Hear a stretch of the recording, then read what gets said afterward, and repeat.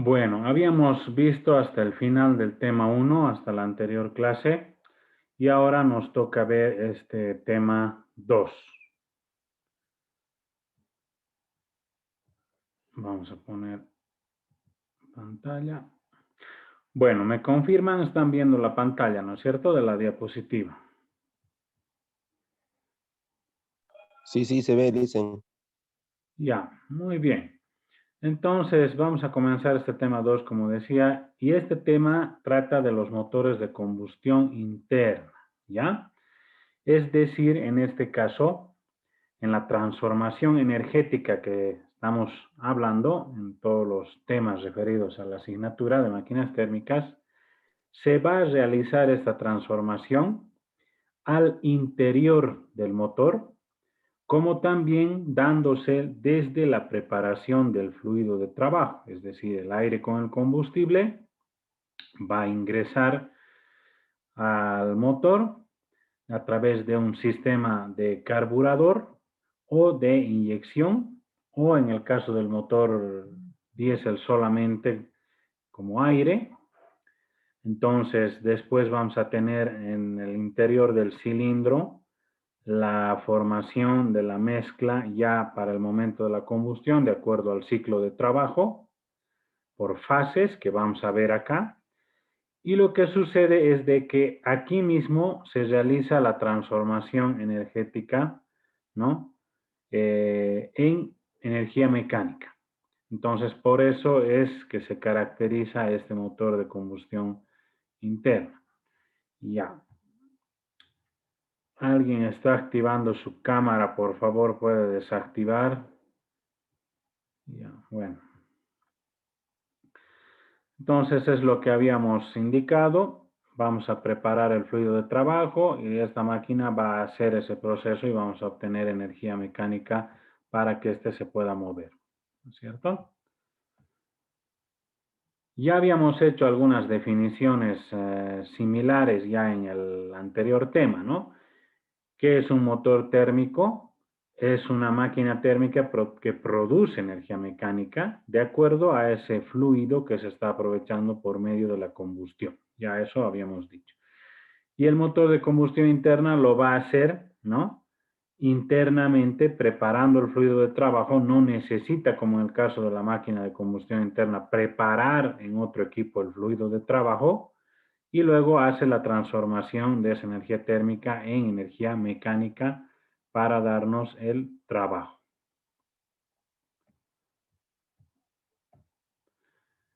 ¿Cómo funciona un motor de combustión interna alternativo? En la denominación que se tiene, MCI es motor de combustión interna, y aumentándole la letra A tenemos motor de combustión interna alternativo.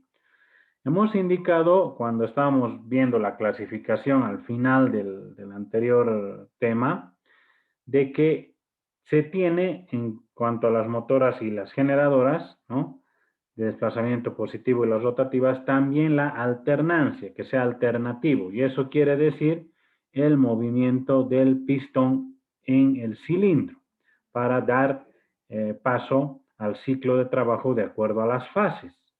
Entonces, en este caso, se conoce de que el desplazamiento va a ser lineal desde un punto a otro, que es de punto muerto superior a punto muerto inferior. Eso también ya explicamos en el anterior tema. Realizando el ciclo y transformándose, ¿no?, a través del mecanismo vía la manivela en trabajo mecánico. Entonces, por los nombres que reciben las fases en este ciclo de trabajo, tenemos la admisión, que estamos pudiendo ver a la izquierda, la primera, donde se recibe el fluido de trabajo, ¿no es cierto? En este caso puede ser aire combustible o solamente aire para después prepararlo completamente antes de la combustión. Vamos a ir viendo este ciclo poco a poco, ya paso por paso más adelante.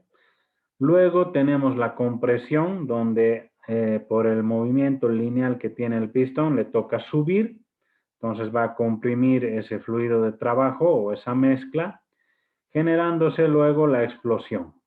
En este caso es conocida como explosión, combustión, expansión o carrera de trabajo. Tiene 4 nombres. y es la única carrera que aporta la energía a la máquina, al motor térmico. Entonces es la más importante. Y luego tenemos lo que es el escape o la expulsión, que trata de botar todo ese producto de la combustión, de los gases que se han dado por efecto de la combustión, al exterior. ¿Ya? Es decir, que estas máquinas, el fluido que les ingresa, hace la combustión y tiene que retirar ese fluido también como gases de escape. Si tienen alguna consulta, vayan preguntando. Luego, tenemos de que hay una clasificación también en cuanto a cómo vamos a hacer el encendido, es decir, cómo se va a provocar que se dé la combustión. En el que es el MEP, motor de encendido provocado, es el de ciclo Otto, que caracteriza a los motores a gasolina, a gas, ¿no es cierto?, que necesitan de un sistema de encendido sincronizado utilizando una bujía para producir un cortocircuito donde se dé una chispa. Entonces, al producirse la chispa, esta chispa en las condiciones que se tenga del fluido, ¿cierto?, de la mezcla aire-combustible, va a hacer la combustión. Entonces, de esa manera se va a dar. En cambio, en el otro motor de encendido por compresión, pertenece al ciclo diésel. En el ciclo diésel vamos a admitir solo aire en un principio. En la admisión y compresión, solo aire.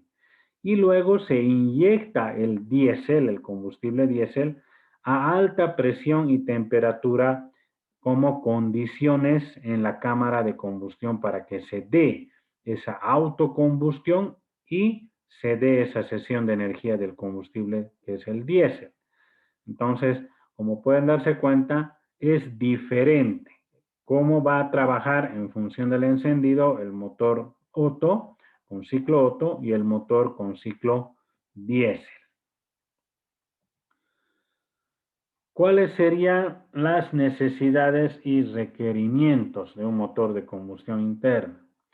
Bueno, como primera parte tenemos necesidades básicas para que el motor pueda funcionar. Si se satisfacen esas necesidades básicas, el motor va a poder trabajar, va a hacer esa transformación energética, ¿no?, utilizando un combustible y nos va a entregar energía mecánica. Para ello se necesitan, por lo menos de forma básica, algunos elementos, algunos mecanismos y algunos dispositivos que se van a ir implementando en sistemas que tiene el motor.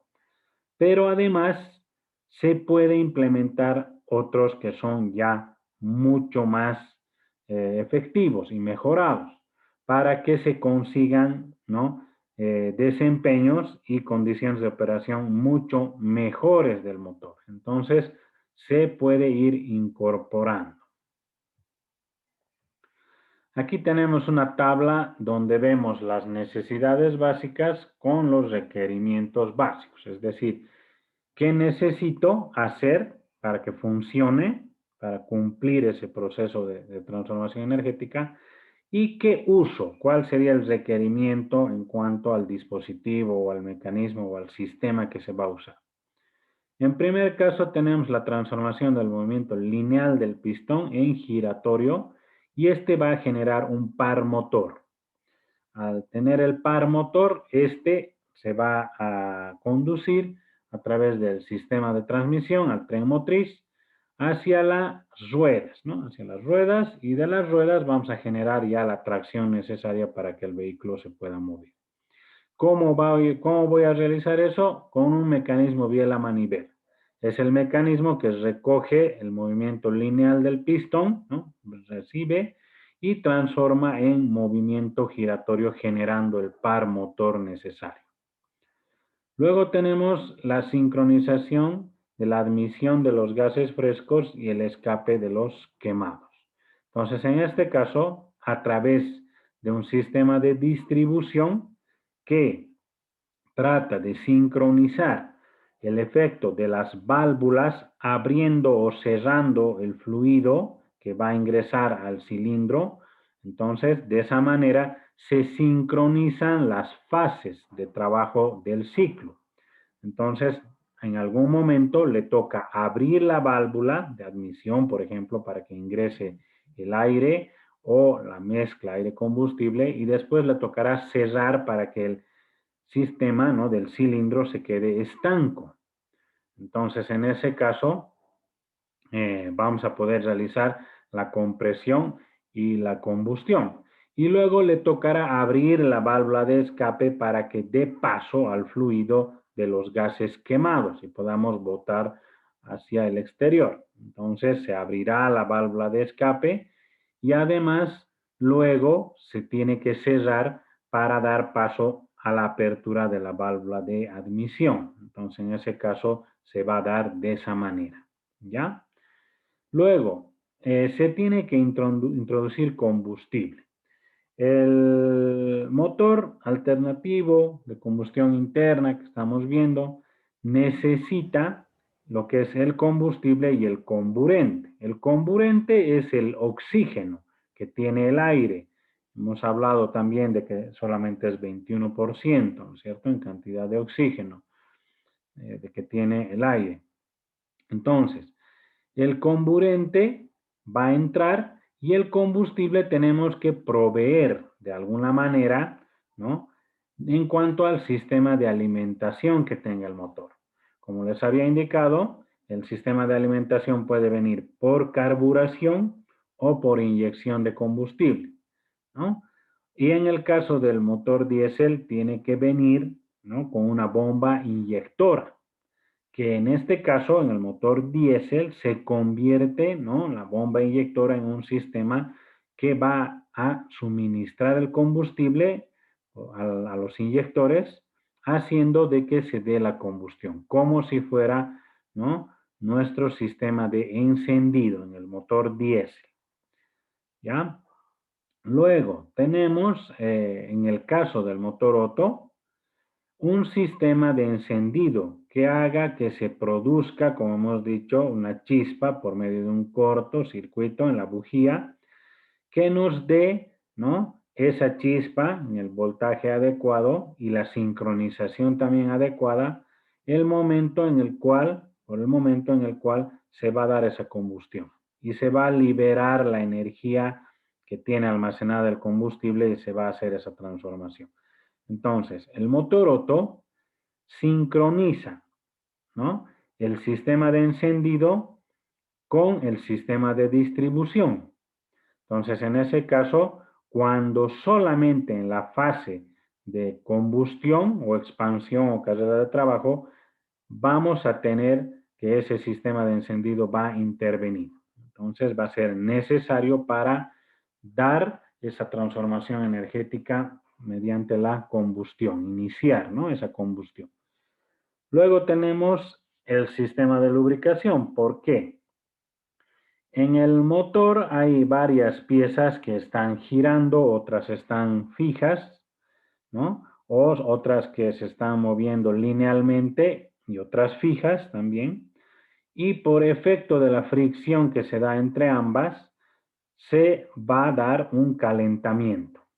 Entonces, para evitar que se agarroten esas partes, es decir, que se queden fundidas, ¿no?, o en el caso correcto se puede indicar como gripado, ¿ya? Generalmente fundida se dice, pero es solo un punto que se suelda, que se llega a fusionar, nada más por el calentamiento. Lo correcto es decir gripado. Entonces, el gripado del motor se da cuando por la fricción de esos elementos metálicos, se ha recalentado y ya no puede trabajar normalmente luego de que se ha unido esas piezas. Entonces, ¿cómo evitamos eso? Con un sistema de lubricación. El sistema de lubricación va a poner una capa de lubricante intermedia entre ambas piezas, soportando esa fricción. El lubricante es el que tiene que tener la fricción internamente y no entre las piezas. Luego tenemos el sistema de refrigeración como requerimiento, debido a que por la transformación térmica que se da y las propiedades que tienen los materiales, ¿no?, va a haber una transmisión de calor. Es decir, se va a ir dando la combustión y todos los componentes, ¿no?, van a ir calentándose, van a ir tomando calor de la combustión y además, ¿no?, para la transformación energética, el motor tiene que estar en una temperatura normal de funcionamiento. No puede estar muy frío y tampoco muy caliente, muy elevada su temperatura. Entonces, en ese caso tenemos un sistema de refrigeración, que más o menos la temperatura de funcionamiento del motor en cuanto al sistema de refrigeración, estamos en unos 80, 82, 88, dependiendo de la tecnología del motor en grados centígrados. Los más modernos tienen temperaturas más elevadas, 90, 100, algunos hasta 120 grados centígrados en el caso del diésel. Entonces, en ese caso, esas van a ser las temperaturas del sistema de refrigeración para que el vehículo pueda funcionar. ¿Alguna pregunta de lo que se ha estado explicando, jóvenes?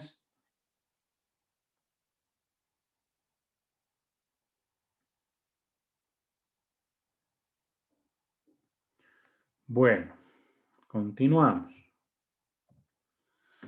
Ahora, sucede de que hemos dicho que para mejorar el desempeño operativo ya del vehículo, tenemos necesidades no básicas que se pueden mejorar, ¿no? Y también aparecen sistemas que se pueden incorporar. En primer caso está conseguir más potencias específicas, ¿no? ¿Qué se da en este caso? Se puede montar un sistema de sobrealimentación. Esto ya puede ser con un turbocompresor, ¿no?, o un alimentador de compresión mecánica, ¿no?, un turbocompresor mecánico. Esto hace que el rendimiento volumétrico que se tiene en el cilindro pueda mejorar. Ese volumen va a ser mucho más elevado en cuanto a porcentaje. Por ejemplo, cuando no tenemos este sistema, solamente tal vez un 60% del volumen del cilindro se va a llenar. Pero en cambio, si tenemos este sistema de sobrealimentación, ¿no?, ya sería, como hemos dicho, un turbocargador o un turbocompresor, vamos a poder llegar hasta un 80%. Entonces, eso va a mejorar el rendimiento volumétrico y, por tanto, vamos a conseguir más potencia. Ahora, cuando se trata de la altura, hemos dicho que es un factor, la presión atmosférica, que hace que disminuya ese rendimiento volumétrico. Entonces, ¿cómo volvemos más o menos a darle otra vez ese rendimiento volumétrico al motor en la altura? Con un sistema de sobrealimentación. No lo vamos a hacer al 100%, pero si antes un motor perdía 10% de su potencia por cada 1000 metros de altura sobre el nivel del mar, ahora va a perder apenas tal vez 3%. Entonces ya no es tan evidente esa pérdida de potencia. Es por eso que algunos motores tienen estos sistemas y otros no. Otro es de reducir las emisiones contaminantes. Este es un tema actual que se lleva trabajando muchos años, hay mucha tecnología al respecto que se va montando en los vehículos como sistemas de anticontaminación. Entonces, de acuerdo a las normativas de emisiones de gases de escape, se instalan estos sistemas. Si el país tiene normativas muy restrictivas a lo que es gases contaminantes de los vehículos, entonces los sistemas anticontaminación tienen que estar montados en ese vehículo. Pero si no es así, entonces basta con algunos sistemas básicos en cuanto a la anticontaminación. Luego está el de consumir poco combustible, aumentar la fiabilidad, reducir el ruido, es decir, de alguna manera incorporando algunos dispositivos se puede mejorar todos estos sistemas.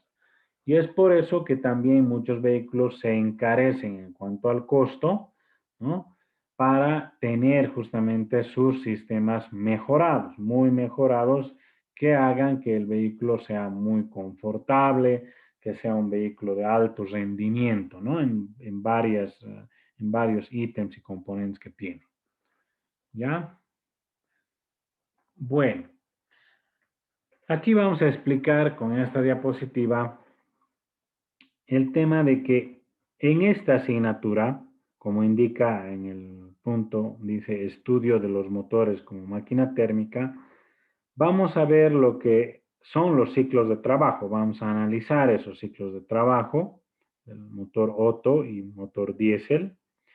Se va a estudiar también los parámetros de funcionamiento que tiene el motor de combustión interna y las curvas características. De manera general, vamos a hacer ese estudio.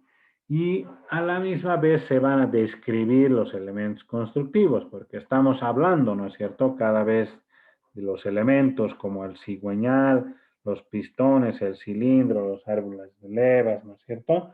Entonces esos elementos se van a ir describiendo poco a poco. Para mecánica industrial ahí termina, ¿no? No es una materia que sea troncal para ustedes. Entonces va a terminar ahí. Para automotriz sí continúa porque ahí se va a ver todo lo que son sistemas auxiliares. Ya en otras asignaturas en estudio que es directamente relacionado. ¿Ya? Entonces eso hay que tener en cuenta. ¿Por qué se ve la parte solamente hasta la descripción de los elementos constructivos? Porque en muchos casos los motores de combustión interna sí son usados en la industria como fuente energética, ¿no?, de la parte mecánica, de trabajo mecánico. Porque ahí se conectan, por ejemplo, compresores, se puede conectar otras máquinas de centrifugado, ¿no? Y otros equipos que sean industriales. Entonces, esa es la parte importante como máquina térmica que ustedes deben conocer, ¿ya? Entonces, de eso se trata. Bueno, aquí en este GIF animado estamos viendo lo que es el principio de funcionamiento y la estructura.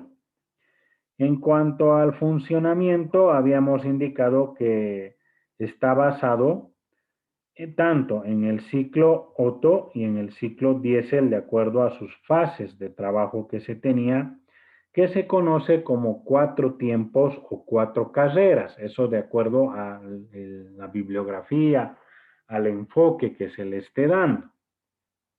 Podemos ver en el GIF animado, por ejemplo, cómo es el funcionamiento. Tenemos las válvulas arriba, la de la izquierda la válvula de admisión y la de la derecha la válvula de escape. En este caso vamos a tener el cilindro con el pistón conectado por el mecanismo biela-manivela a través del cigüeñal y que está sincronizado con el árbol de levas produciendo el movimiento de las válvulas y a través también del sistema de encendido hacia la bujía.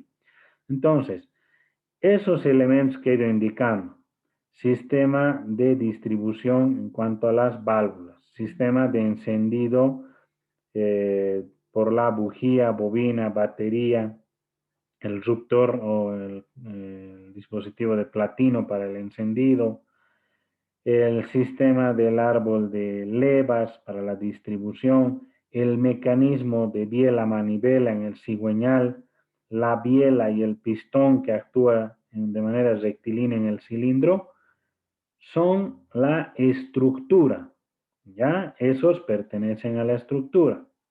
Y en el funcionamiento tenemos la admisión que se puede ver, ¿no? Cómo ingresan esas como bolitas, ¿no?, que están entrando al cilindro y se cierra después la válvula de admisión, que después son comprimidas y por medio de la chispa, ¿no?, se puede ver en color naranja la combustión.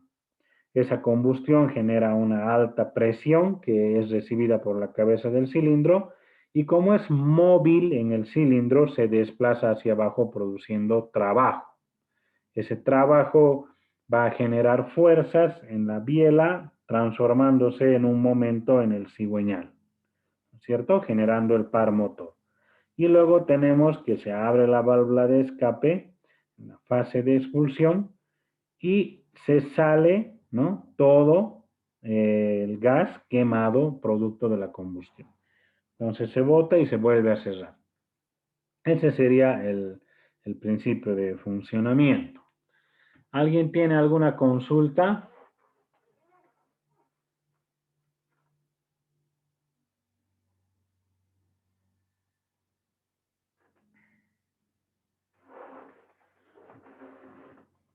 Bueno, aquí estamos viendo otro GIF.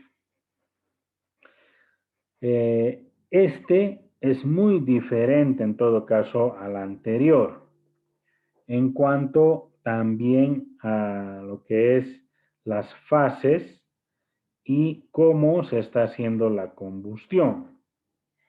Aquí tenemos también las válvulas, como se puede ver, de admisión y de escape, ¿no es cierto? Y también podemos ver cómo se está moviendo ahí el pistón. Es una imagen de tipo termográfica. Lo que sucede que este corresponde a un motor de inyección directa a gasolina, es decir, una tecnología muy avanzada con relación a la anterior que se había mostrado. Entonces, en este caso, ¿no? Aquí se va a medir todo el caudal en cuanto al flujo del aire que se está introduciendo, la masa de aire que se está introduciendo. Aquí ingresa solo aire en el motor Otto, como si fuera motor diésel. Se comprime solo el aire y se realiza la inyección de la gasolina a alta presión, controlando el tiempo del encendido que se va a dar y la cantidad también de combustible. O sea, este motor ya es muy avanzado. Puedo medir exactamente cuáles son las variables que están interviniendo en el funcionamiento del motor y me dé el rendimiento, ¿no?, que sea más óptimo para el momento de la aceleración que se está dando. Entonces, este es mucho más eficiente que el anterior. Toda esa tecnología, como estábamos diciendo, ha sido incorporada. Primero, en un principio, tal vez solamente eran requerimientos adicionales que se van a dar o necesidades adicionales, pero hoy en día los motores modernos ya cuentan con estas tecnologías en su funcionamiento, ¿ya? Vamos a ver una breve cronología del desarrollo de los motores de combustión interna en el automóvil. Se denomina automóvil porque es capaz de moverse solo, ¿no es cierto?, sin ningún efecto exterior. Es decir, en un principio los carruajes eran tirados por caballos, ¿no es cierto? Y después ya se incorporó alguna máquina para poder tener este accionamiento, esta fuerza mecánica que provoque movimiento en el automóvil. Por eso se denomina automóvil, puede desplazarse solo. Entonces, en 1860, Lenoir construye un primer motor de combustión interna que utilizaba gas de alumbrado. ¿Cómo era el gas de alumbrado? Era un gas que se elaboraba en base al carbón, ¿no?, que se molía, se lo introducía en una corriente de aire y se quemaba. Entonces, tenía, perdón, un rendimiento muy, muy bajo, entonces no era óptimo para que pueda funcionar como combustible. En 1867 aparecen Otto y Lansen y presentan el motor de combustión interna, un motor perfeccionado y el rendimiento sube a 9%. En una primera etapa, Otto construye su motor de combustión interna sin la etapa de compresión. Entonces, luego hace mejoras y en 1878 ya incorpora la etapa de compresión en el ciclo de trabajo de 4 tiempos, como conocemos hasta ahora, y mejora mucho más el rendimiento. ¿Ya? Al mismo tiempo, se construye también un motor de 2 tiempos que se accionaba por gas. Es el gas del carbón, no es el gas del petróleo. En 1883, Daimler y Maybach desarrollan el primer motor rápido de gasolina. Aquí sí ya aparece la gasolina como combustible, porque Otto, en la primera etapa de perfeccionamiento de su automóvil, ¿no?, con su motor de 4 tiempos, perdón, del motor de Otto de 4 tiempos, lo hace con alcohol, no lo hace con gasolina, ¿sí? Entonces, después recién ya se Daimler y Maybach desarrollan este motor rápido. Y en 1885 se tiene el primer automóvil de 3 ruedas que se patentó por Carl Benz. Entonces era un triciclo en realidad, que se le introdujo el motor de combustión interna de Otto y se patentó como el primer vehículo. Aquí aparece también una motocicleta de Daimler en 1885 con la característica de un cilindro, diámetro de 58 milímetros en el cilindro que se tiene para el accionamiento del pistón, la carrera de 100 milímetros para el desplazamiento del pistón en su carrera, 0,26 litros la cilindrada y baja potencia, ¿no? 0,37 kilowatts, 600 RPM, 12 kilómetros por hora. Luego aparece ya el primer vehículo con 4 ruedas. En 1886, un cilindro, diámetro 91,4, la carrera larga, más larga que la anterior, 150 milímetros, ya casi llegando a 1 litro de cilindrada, ¿no? 0,99. Potencia de 0,66 kilowatts, 400 revoluciones por minuto nada más, 15 kilómetros por hora su desplazamiento. Se mejora, se van haciendo mejoras y aparece ya otro modelo, desplazándose a 18 kilómetros por hora, mucho más rápido que el anterior. También en cuanto a la carrera se le aumenta y se va manejando distintos diámetros. Aparece en 1887 el encendido por chispa para los motores a gasolina, ya en ese tiempo. Rudolf Diesel patenta el motor diésel, es decir, él también hace experimentaciones y hemos indicado el primer combustible para este motor fue el aceite de maní. Entonces fue un biocombustible y el encendido era por compresión. Aparece el carburador, 1893. Aparece también Henry Ford con su fábrica de sus automóviles que se hicieron muy populares por la introducción de la cadena de montaje. Luego, en 1897, MAN fabrica los primeros camiones para dar servicio de carga con motor diésel. Por experimentaciones se dan cuenta que el motor diésel entregaba más par que el motor de gasolina y que el par era el adecuado para esos camiones para transporte de carga. Entonces es así que se empieza a incorporar los motores diésel en camiones como conocemos hasta ahora. Más adelante vamos a ver por qué exactamente es que estos motores tienen incorporado el motor, perdón, estos vehículos tienen incorporado el motor diésel para el transporte de carga. Y en 1958, Wankel inventa el pistón rotativo, ¿no? El motor de pistón rotativo, proponiendo de que el desplazamiento del pistón en el cilindro ya no sea lineal, sino sea rotativo. Igual cumple el ciclo de trabajo Otto, de admisión, compresión, ¿no? Expulsión, combustión o expansión, perdón, y después expulsión. Igual, va a ser igual, solamente que girando, ya no de manera lineal. Bueno, se ha entendido hasta ahí, vamos a entrar a la clasificación de los motores de combustión interna.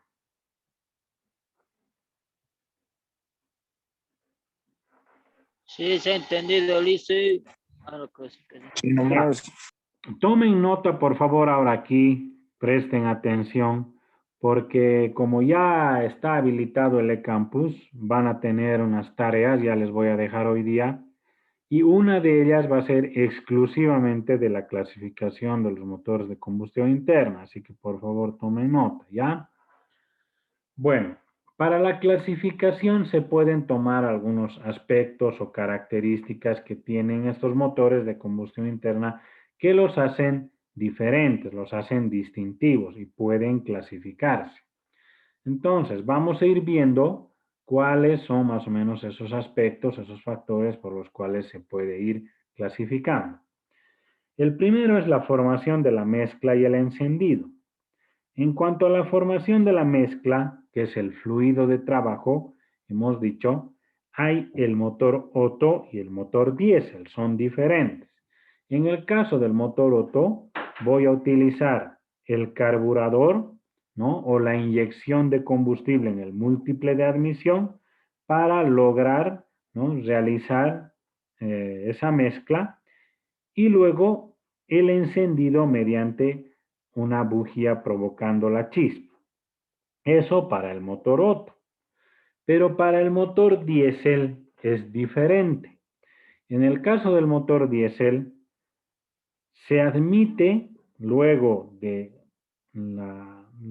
filtro de aire o de un sistema de sobrealimentación y enfriado después del aire, se admite solo aire como fluido de trabajo en el cilindro a través de la válvula de admisión. Se comprime solo el aire, en este caso a mayores presiones y temperaturas que el motor Otto, y el encendido se lo da por compresión. Se inyecta el diésel a alta presión y se autoenciende. Si es que no estaría en condiciones de alta presión y temperatura, la cámara, ¿no?, de combustión, no se va a dar esa combustión, ¿no? El diésel es inyectado y se tiene esas óptimas condiciones si se va a dar el encendido, el autoencendido, la inflamación del diésel cediendo su energía. Entonces es diferente la manera de cómo preparo la mezcla o el fluido de trabajo en el motor Otto y cómo hago en el encendido, ¿sí? Entonces hay diferencias. Incluso en el encendido del motor diésel tenemos precalentadores y bujías de incandescencia para que el motor, ¿no?, en lo que es el cilindro y la cámara de combustión, alcance esa temperatura alta y la presión establecida para la autoignición del diésel. Entonces, tenemos esos elementos también. Bueno, otro, por el modo de trabajar. En cuanto al modo de trabajo, tenemos 4 tiempos o 2 tiempos. Aquí les había dicho, de acuerdo al enfoque de cómo se esté manejando térmicamente, ¿no?, se puede denominar también carreras. Son 4 carreras, 2 carreras. ¿Por qué carreras? Porque sabemos que el desplazamiento del pistón es lineal, ¿no? Tiene una longitud establecida.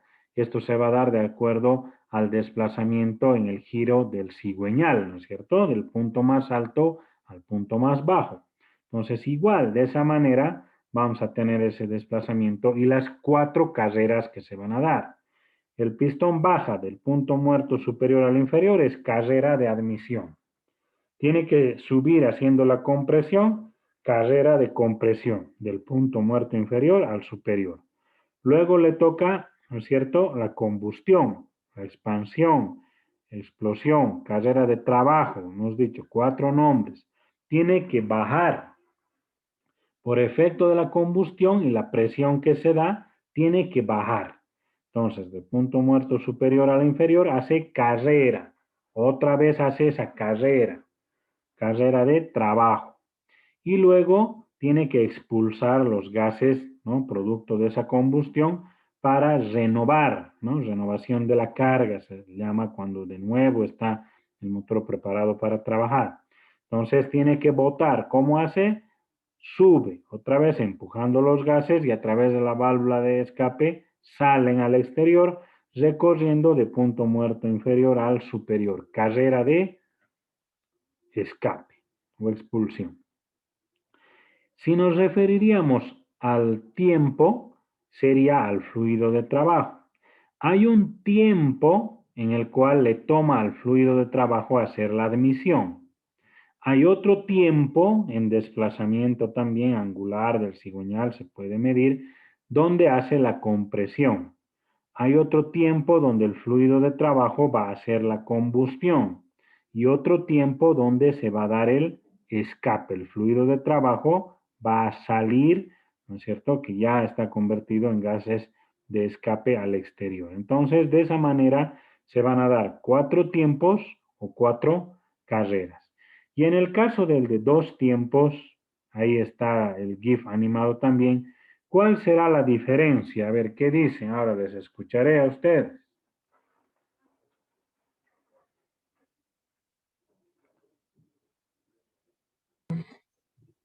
Eh,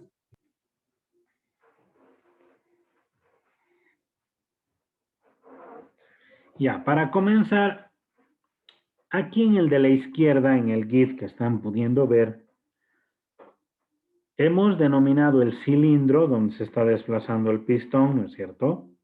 Y las válvulas, conformando aquí cuando llega al punto muerto superior del pistón, un espacio. Le hemos llamado volumen de la cámara de combustión, ¿no es cierto? Hemos explicado eso en el anterior tema.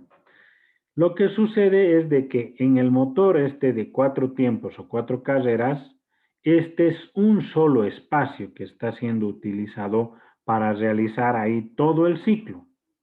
Pero en cambio, en el motor de 2 tiempos, vean, hay 2 espacios. Uno que está acá abajo, donde está ocupando el cigüeñal, ese espacio, que es el cárter. Aquí no, ¿no es cierto? Aquí solamente está el lubricante. En cambio acá nos sirve como otra cámara. Entonces tenemos 2 cámaras. Es por eso que se puede dividir prácticamente a la mitad, ¿no? Para que haga el mismo ciclo, pero solamente ya no en cuántas vueltas. A ver, ¿cuántas vueltas hace el motor de 4 tiempos en el cigüeñal para que pueda cumplirse el ciclo Otto? El motor de la izquierda, ¿en cuántas vueltas cumple todo el ciclo?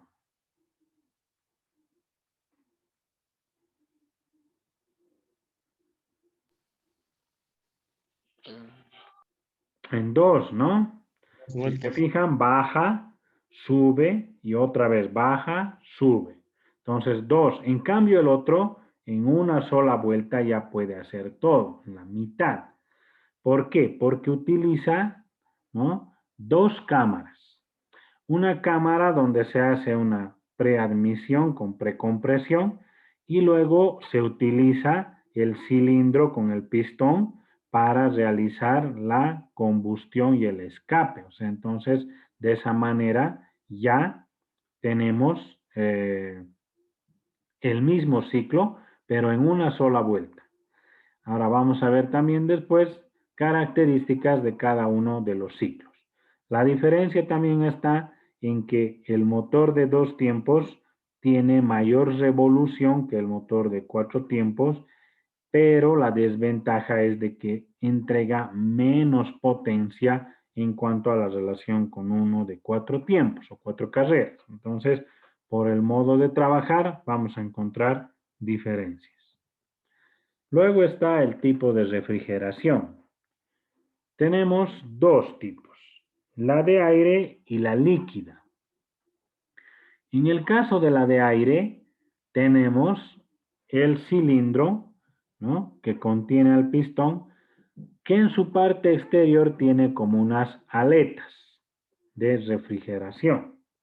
Estas aletas de refrigeración es como si fuera un área grande por la cual va a pasar el aire, ¿no?, una cantidad de aire, y va a ir quitando ese calor, va a ir recibiendo ese calor y haciendo de que se mantenga una temperatura estable. Entonces, se tiene ese tipo de refrigeración por aire. En una primera etapa también puede ser natural por el desplazamiento. En las motocicletas podemos ver esto, ¿no es cierto? Las motocicletas tienen este tipo de refrigeración. Hay también algunos equipos como los compresores y también algunos vehículos como los Volkswagen, las Petas comúnmente, Brasil, esos motores y otras marcas también de vehículos europeos en este caso. Puede ser natural o puede ser forzada. Es decir, le pongo un ventilador como una turbina que haga que sople, ¿no? El aire directamente sobre las aletas de refrigeración y se produzca la refrigeración. ¿Por qué hemos indicado que tiene que tener ese sistema de refrigeración el motor? A ver quién quiere responder.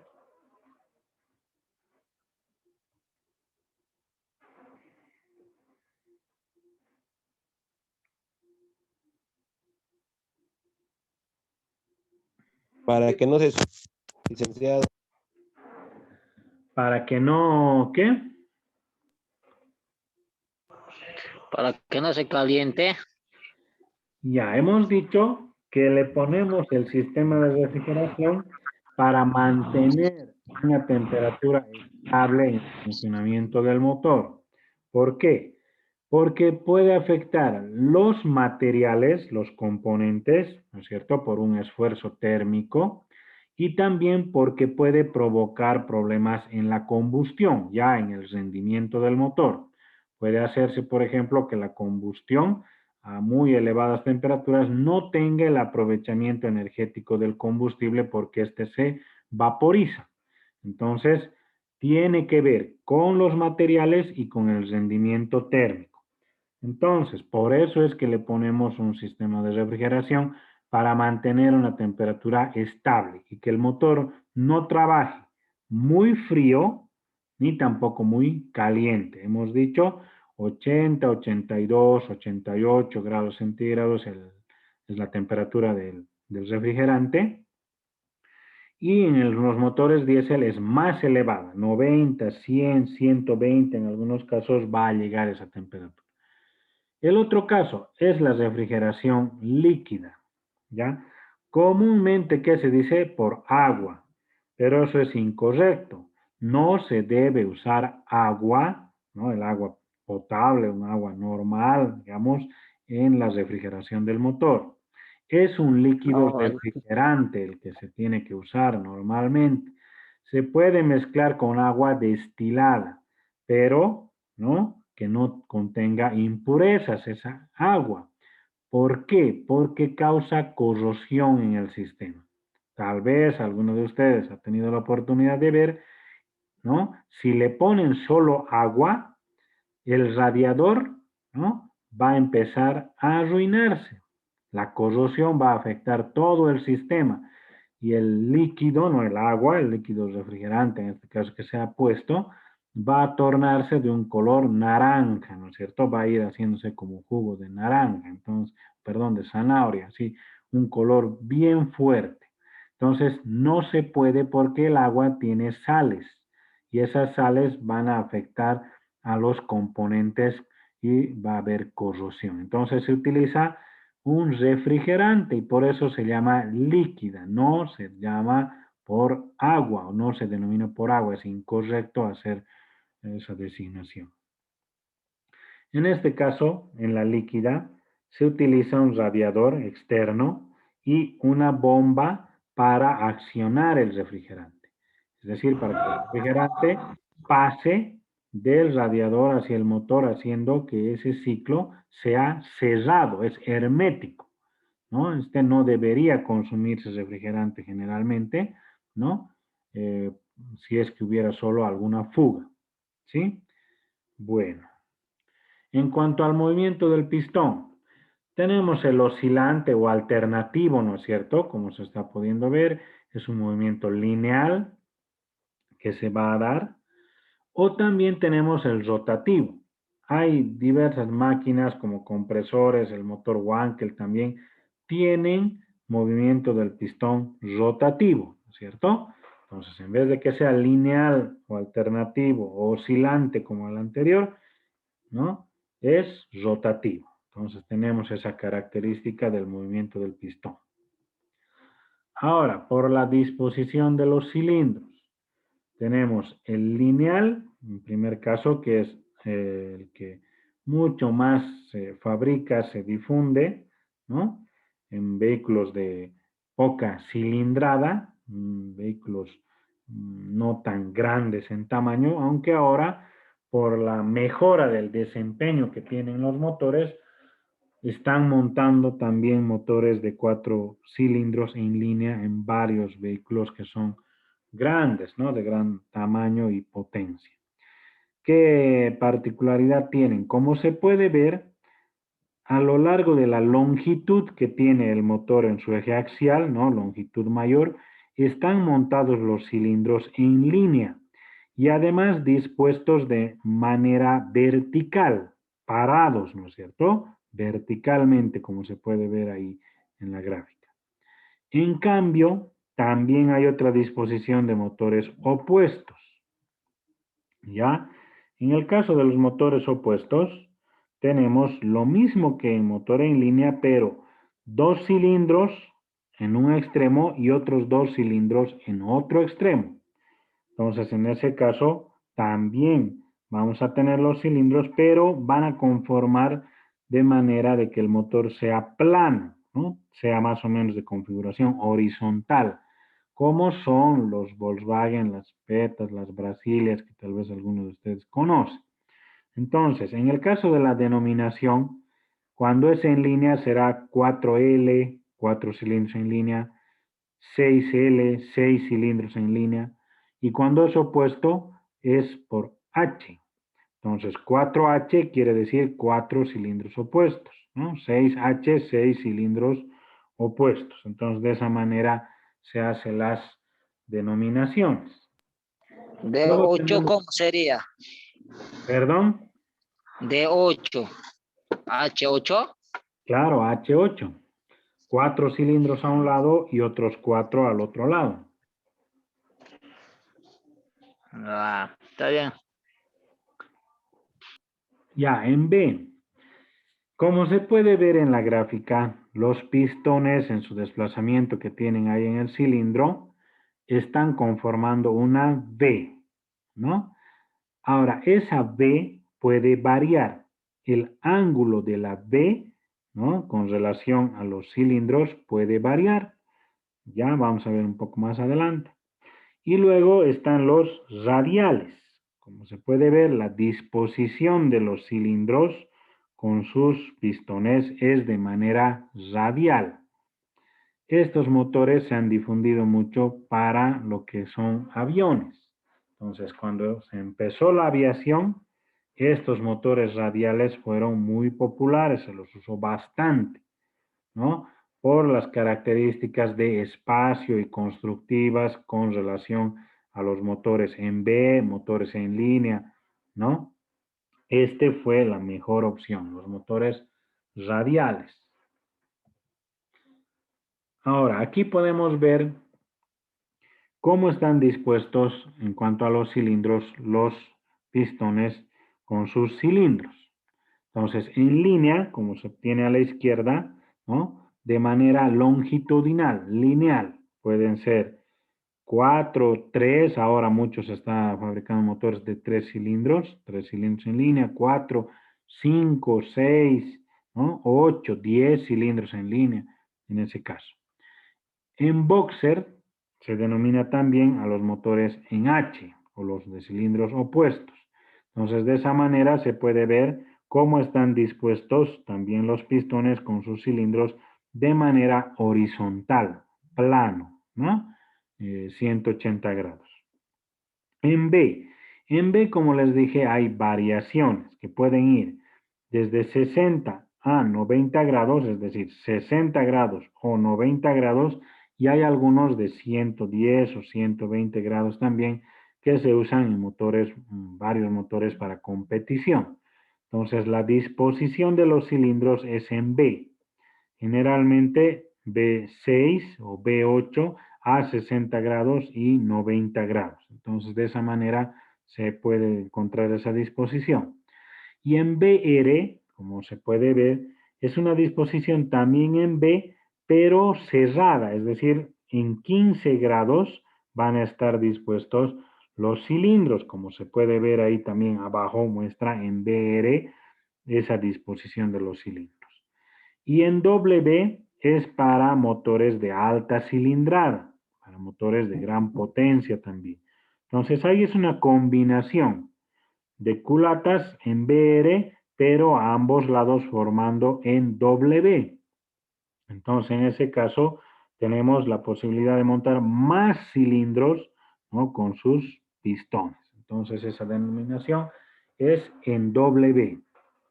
¿Se entiende? Sí, Inge. Sí. Bueno, seguiremos. Sí, Inge, sí.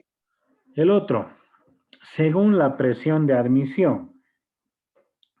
Recuerdan que dijimos que para mejorar la admisión y en cuanto al rendimiento volumétrico de un motor, se puede incorporar un sistema de sobrealimentación. Entonces aquí está la diferencia. Hay motores que son los atmosféricos. ¿Qué quiere decir? No tienen ningún sistema de sobrealimentación. El llenado mediante la admisión al cilindro solamente se va a dar con la presión atmosférica del medio ambiente. Es decir, que si está a nivel del mar, tendrá mejor rendimiento volumétrico y si está funcionando en la altura, ¿no? Perderá ese rendimiento volumétrico, como hemos dicho, perdiendo potencia, más o menos un 10% se pierde cada 1000 metros sobre el nivel del mar, ¿ya? Si, por ejemplo, un vehículo que tiene 100 HPs a nivel del mar y va a funcionar luego aquí en Sucre, ¿cuánto de potencia va a tener? Aquí en Sucre más o menos 2.800, digamos, metros sobre el nivel del mar. ¿Cuánto sería eso en pérdida de HPs?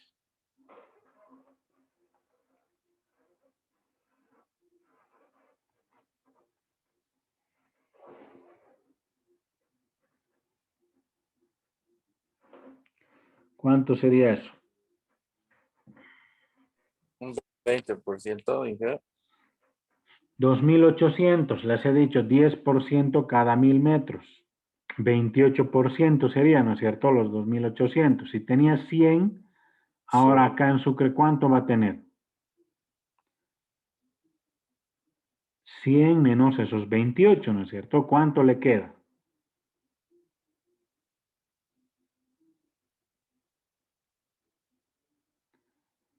¿100 menos 28, ¿cuánto es? 72. Ya, eso, 72, entonces HPs va a tener por ese efecto, ¿no? De la presión atmosférica. Entonces, ¿cuál sería la otra opción? El sobrealimentado. Ahora, la sobrealimentación, hemos dicho, puede ser turbocompresor o sobrecargador, o turbocargador también que se llama. ¿Qué va a hacer? Va a mejorar ese rendimiento volumétrico, pero no totalmente.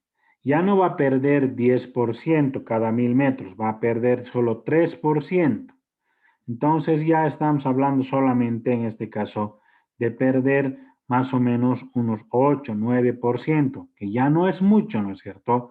Ya no se va a sentir como perder 28%. Entonces, por eso hay diferencia en el motor atmosférico y el motor sobrealimentado. Otro, la ubicación en el vehículo del motor, ¿no? Hay vehículos que tienen, por ejemplo, el motor delantero transversal. La mayoría de estos vehículos livianos, automóviles pequeños. El motor va a estar dispuesto adelante, ¿no? Y de manera transversal, o sea que cruza de lado a lado. El otro es la opción, el delantero longitudinal. También está adelante, pero los cilindros, ¿no es cierto?, en cuanto a la disposición del motor, están formando de manera longitudinal con la parte más larga que tiene el vehículo, es decir, a lo largo del vehículo.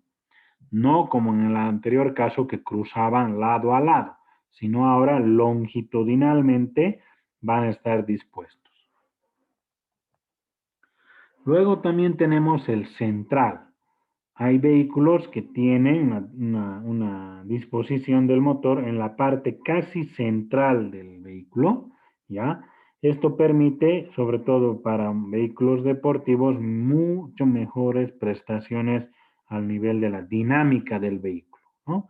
Hacen que sea mucho más apto para las curvas a gran velocidad. Entonces tenemos ese caso. Tenemos también el trasero, ¿no? vehículos que llevan en la parte de atrás del vehículo montado el motor. No, como habíamos visto, adelante antes, ¿no? Ni el transversal ni el longitudinal. También en este caso se va a dar, ¿no? En el trasero, transversal y longitudinal. Entonces aquí en esta gráfica podemos ver varias de las disposiciones del motor y además la transmisión. ¿Por qué? Porque es importante cómo está funcionando el tren motriz. Es decir, cómo la transmisión después va a llevar la energía mecánica del motor a las ruedas. Importa mucho esa distribución de acuerdo a las características del vehículo. Tenemos, por ejemplo, para motores delanteros, el longitudinal también en voladizo. ¿Qué quiere decir? Miren, los pistones están por delante del eje de las ruedas. El central se tiene de esta manera. Están atrás, con la transmisión adelante. En cambio, antes teníamos la transmisión en la parte de atrás y adelante el motor con sus cilindros, ¿no es cierto? Luego tenemos el transversal en voladizo. Los pistones están por delante del eje donde está la transmisión. Y el de atrás, el central, transversal central, estaría, perdón, atrás. El motor atrás y por delante está el eje, ¿no? De transmisión a las ruedas. Y lo mismo en la parte trasera. Lo mismo para atrás, ¿no? El longitudinal en voladizo, el longitudinal en central, dependiendo también del eje, ¿no es cierto? Como se ve, transversal en voladizo y transversal central. Entonces, también hay esas denominaciones para los motores. Y estas denominaciones se van a dar de acuerdo también a la disposición que se puede ver aquí de diferentes tipos, ¿no? Este es con accionamiento delantero, la tracción está adelante con la transmisión conectándose en la parte de atrás. En este caso, adelante todo, el motor adelante y la transmisión también adelante. La tracción en este caso era aquí atrás, ahora todo adelante. En este es integral. Tengo adelante el motor con la transmisión, pero la tracción es a ambas ruedas, ¿no? Y en este caso tengo el motor adelante, pero un tubo prácticamente de potencia de transmisión que se conduce aquí. Aquí atrás está la caja de velocidades y aquí está la tracción del vehículo, ¿no? Un poco diferente a la del primero. Aquí teníamos la transmisión y el motor y aquí solo la tracción. En cambio aquí solo está el motor que transmite el movimiento, ¿no? A la caja de velocidades que está atrás. Ahora aquí están dispuestos de manera transversal, ¿no? Es por eso está dibujado así, este transversal. Aquí atrás de manera longitudinal, aquí se puede dar cuenta de acuerdo a las gráficas. Aquí adelante está la transmisión montado transversalmente y la distribución de la tracción es integral, es para las 4 ruedas. Y aquí es con las reductoras. Esto es lo que tienen la mayoría de vehículos 4x4, ¿no? Tenemos el motor adelante con su transmisión y una reductora, una caja de engranajes reductora, en la parte central que distribuye también hacia ambos ejes la tracción del vehículo. Aquí tenemos otro tipo, atrás, ya también atrás, como en el caso anterior, pero atrás. Atrás está la transmisión, está el motor y la tracción es integral. Aquí en este caso, los dos atrás. Motor totalmente hacia atrás, transmisión y tracción de la rueda atrás. Y este, lo mismo que un poco la anterior, que era adelante, pero todo atrás. Igual. Atrás motor, transmisión y se comunica de manera integral a los ejes, ¿no? Entonces, de esa manera se da esa distribución. Ahí está la diferencia, entonces, por qué es importante establecer la ubicación del motor para ubicar luego el tren motriz. El tren motriz es todo lo que es la transmisión, hasta las ruedas. Entonces, a partir de ahí, un motor denominado 2WD, ¿no? Que es que 2 ruedas van a estar haciendo la tracción y uno de 4WD, que quiere decir que las 4 ruedas van a estar realizando la tracción de acuerdo al tren motriz.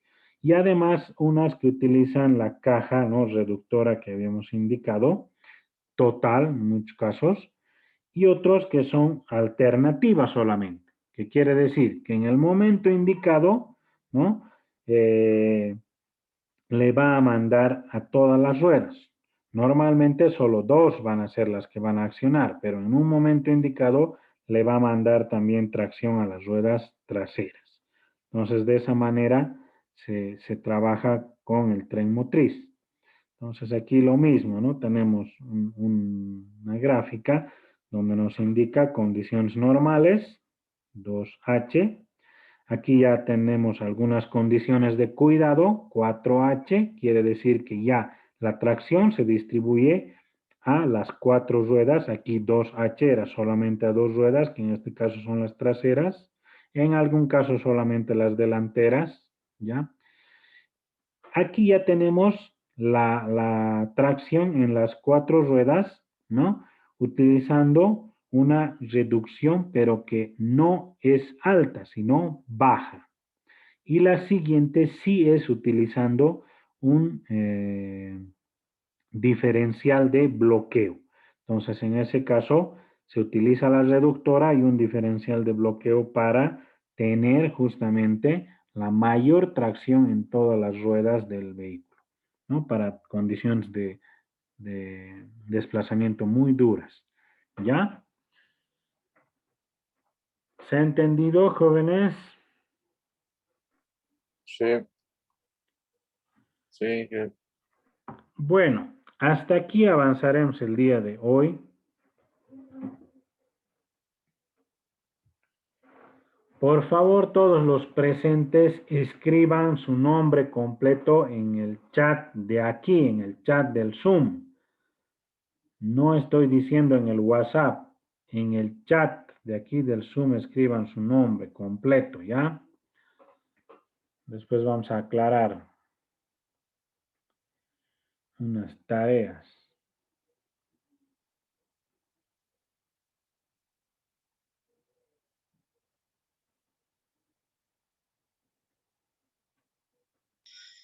Inge, ¿Sí? mi nombre Inge, completo, listen, mi ¿Sí? nombre completo es Edillan Kelvin Cerrudo Campos. Pero escriba, joven. No le escucho por, bien. No, por chat no escriba, van a tiene que decir nada. escribir. Ah, ya. Escriban en el chat, por favor. De esa manera vamos a registrar, ¿ya?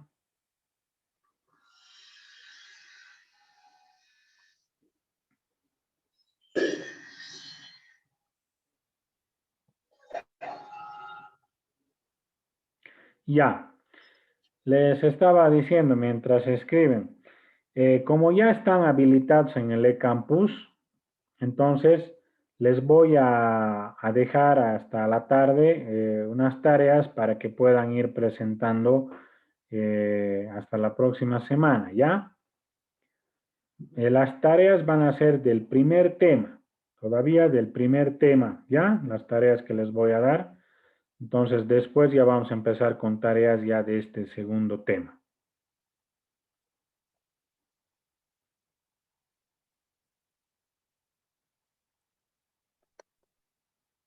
Dicen el código de matriculación para el campus. Ya les he pasado, pero les voy a volver a pasar de un ¿Puedo volver momentito. a pasar al grupo?